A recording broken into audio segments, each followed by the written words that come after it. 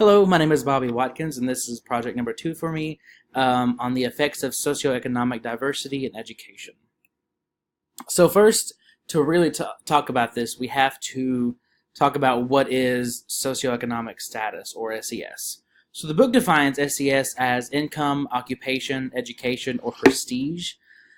And all these factors go into playing a part in what level or what the student or their family status is: upper class, upper middle class, lower middle class, working class, or lower class.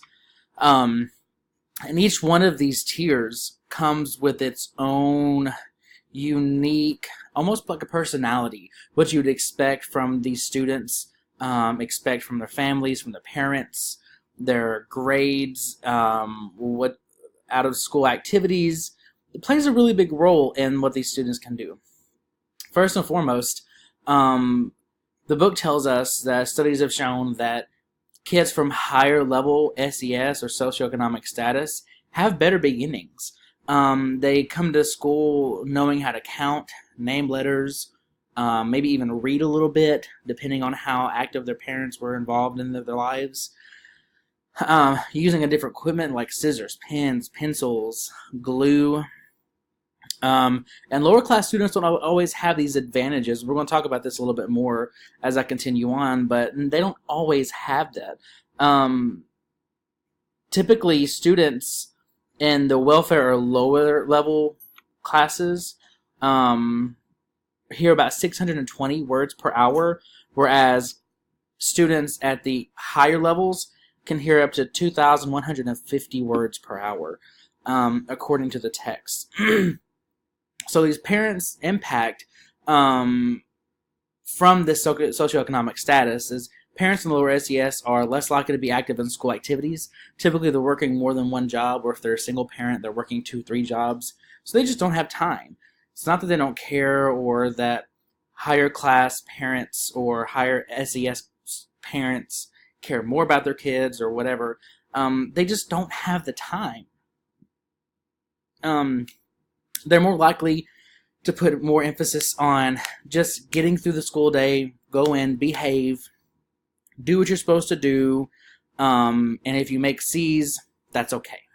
Whereas parents in the higher SES are likely to be more involved, they have better relationship with the teacher, and they expect higher grades. They expect the best grades out of their students because they had probably had decent grades to be able to get a fair enough job, so they want their kids to be able to do the exact same thing. Students in the higher SES are more likely to go to summer learning activities and camps, so they continue their education throughout the summer, whereas lower SES students don't really have that opportunity. Sometimes they lose a lot of their information, a lot of what they learned throughout the year during the summer extension. They have more extracurricular activities, and studies have shown that students that are more involved with those have higher GPAs. They know more. They're more likely to do well in school. They have more support from their parents. Parents aren't working 2, 3, 4, 5 jobs, to pay the bills because the job they have pays better. So they're there for them after school, just help support them. They may even be able to get them tutors if they do start slacking in a subject.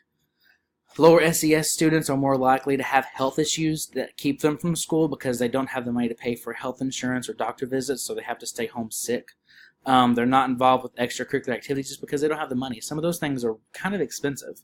As a sponsor of 2 groups at my school, I know that one of my clubs doesn't have a fee because I know that I'm trying to open up to as many kids as possible, but another one is pretty expensive. And they tend to have, these lower SES students tend to have siblings to look after if their parents are working more than one job.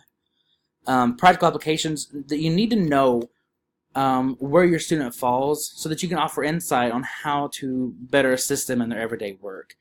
And plus, this kind of gives a leadway into more compassion and better empathy, because they go a long way. Knowing where your students come from and knowing how they got to where they're at, showing a little empathy, showing a little compassion, it can really change a student's life instead of just sitting down being, Mr. Cranky Pants.